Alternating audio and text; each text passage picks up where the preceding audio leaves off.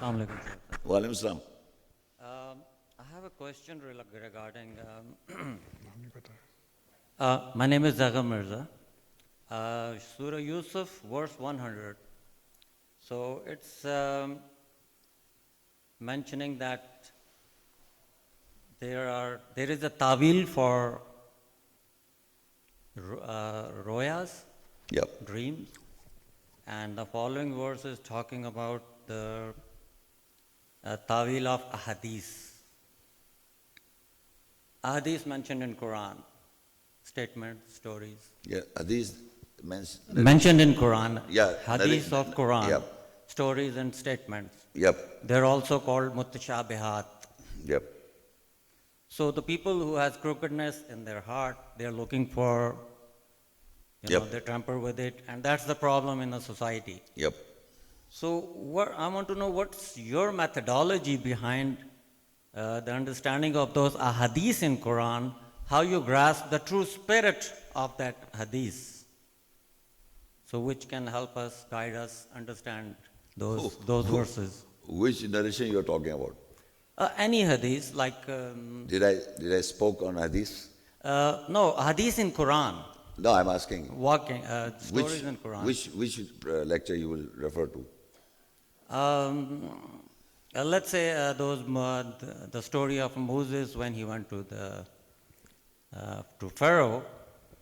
You touch some of the verses, but not the whole story. No, I understand. Can you refer to a lecture that I delivered, and that is as an hadith that you are referring to? Did I speak on hadith? I'm talking about this. A lecture that was, in your opinion, was hadith. Any lecture contain the stories, No, like Moses' story. Yeah, I understand that. Did I speak on, can you refer to one particular lecture?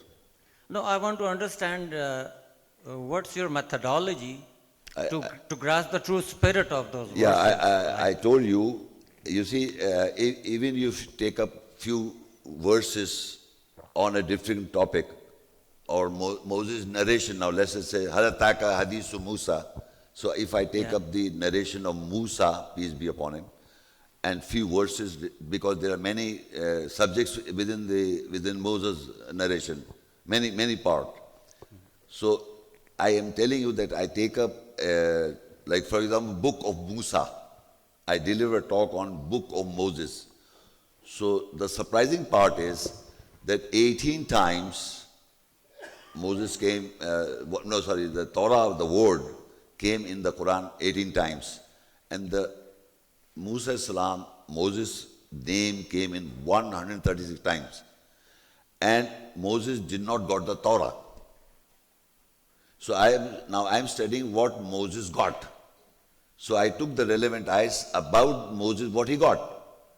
So I came to know Moses got the book, the Furqan, the criteria, the Alwa, the tablets, the Sultan, the authority, Kalam, the Wahi, inspiration, Nazil. These are the attributes, at least 17 attributes are related to Moses, what he was given. But unfortunately, the whole Muslim world, they are talking Moses got the Torah. So now I took verses, you asking me how. So I took up the verses with Moses' name and what he got.